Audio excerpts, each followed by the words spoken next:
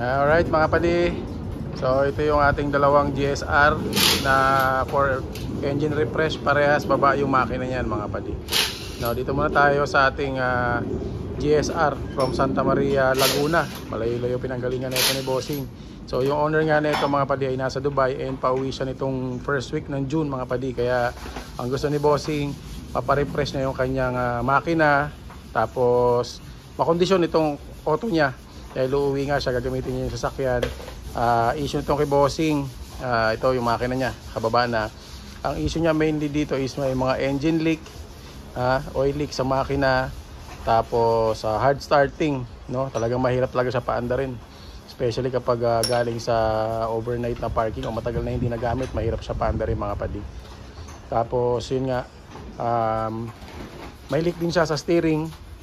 Ayan, kita natin mga padi. Dami ng leak sa steering niya. So for checking pa ito mga padi kung saan yung leak niya, mukhang dito. Try natin sa o-ring muna, tapos nung pinaandar kasi natin ito mga padi, medyo mabigat ang ikot ng kanyang steering, no? So checkin pa natin din yan. And then isa pa, yung aircon din itong kay Bossing, ipapagawa niya rin dahil wala halos, may lumalamig ng konting-konti pero wala, sobrang hilaw yung aircon nito ni Bossing. Yan. Tapos ngayon, nung nabaklas natin yung makina, so ito yung makina ni Bossing, no? Okay naman yung kanyang makina, puro engine leak lang. Tapos ito, bypass tube nya bulok na. Ayan, bypass tube nya. Tapos yung T-tube ni Bossing na fabricate na. Ayan. So pabaklasin pa natin yan. Timing belt itong kay Bossing, palitin na. Kita nyo, luma-luma na yung timing belt nya mga padi. So papalitan na rin natin yan. Then tingnan natin kung ano pa makikita natin sa loob. So buksan natin yung makina. Pero okay naman yung under nitong kay Bossing. May leak na rin siya dito sa may crankshaft oil seal, no? Sa rear. Yan, tulo na rin yung ano niya dyan, langis. Yan. So yun yung makina niya nung pagkabaklas natin mga padi. Tapos yung clutch niya, pakaya ng mga to Kuya Arbs. Yan. Yan yung clutch disc ni Bossing, ubos na rin. Yan, kita niyo naman sa ano, ubos na, wala ng linya. Tapos yung pressure plate niya, ayan, mga kayot na rin niya mga padi. Ayan, oh. So advice natin si Bossing na palitin na yung kanyang clutch parts. Alright.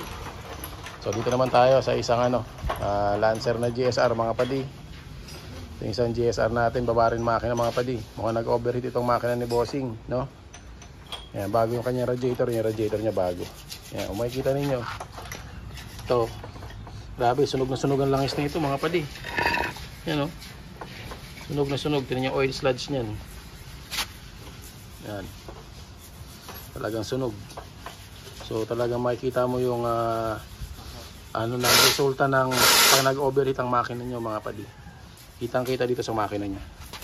Kita yung oil sludge niyan. Yan, tingnan yung mga rocker arms at mga ano niyan. Ayan, grabe ang dumi niya mga padi. Sobrang sunog na sunog. Patingin nga ako nung iyo. Ito. Ayan, ito nyo.